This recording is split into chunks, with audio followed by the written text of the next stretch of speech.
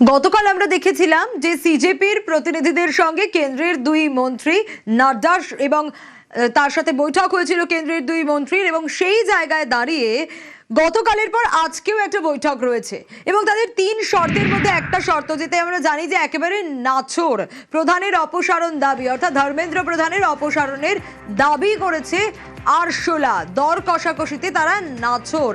আজকের বৈঠক খুব গুরুত্বপূর্ণ। আরো ডিটেইল আপডেট নিয়ে মৈত্রেয়ী রয়েছে আমার সঙ্গে, মৈত্রেয়ী কাছ থেকে জানবো। তবে তার আগে আরো একবার জানাই, আজ ফের কেন্দ্রের সঙ্গে সিজেপির বৈঠক। আজকের মধ্যেই তিন শর্ত পূরণের দাবি।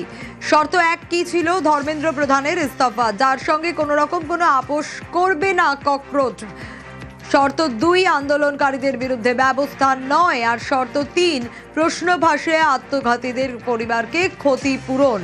মৈত্রেয়ী রয়েছে আমার সঙ্গে। মৈত্রেয়ী, আজকের বৈঠকটা তো খুব গুরুত্বপূর্ণ, কারণ যদি দাবি পূরণ না হয় তাহলে আরো বড় আন্দোলনের হুঁশিয়ারি দিয়েছে তারা। গতকাল আমরা দেখেছিলাম যে নাড্ডা জিতেন্দ্র সিং এর সঙ্গে বৈঠক। আজকে এই বৈঠক দুপুর 2টো পর্যন্ত সময় চাওয়া হয়েছিল সরকারের তরফ থেকে। কি আপডেট?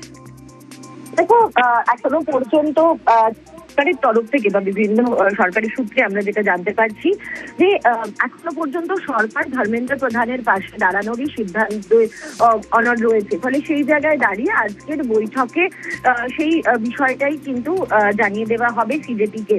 ফলে যে জট ছিল এবং সিজেপির তরফ থেকে বারবার করে যে দাবি তোলা হচ্ছিল যে আগে তাদের প্রথম এবং প্রাইমারি দাবি হচ্ছে শিক্ষামন্ত্রী ধর্মেন্দ্র প্রধানের পদত্যাগ।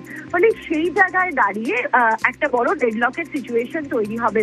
এবার দেখার যে সরকারের তরফ থেকে আলোচনার মাধ্যমে গোটা পরিস্থিতিকে তারা সামলাতে পারে কিনা। তার কারণ সরকারের শীর্ষ যারা কর্তারা রয়েছে, শীর্ষ নেতৃত্ব যারা রয়েছে, তারা আশাবাদী যে আলোচনার মাধ্যমে এই সমস্যার বা এই পরিস্থিতির সমাধান সম্ভব।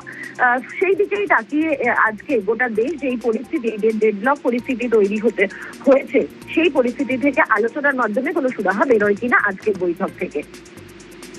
বেশ।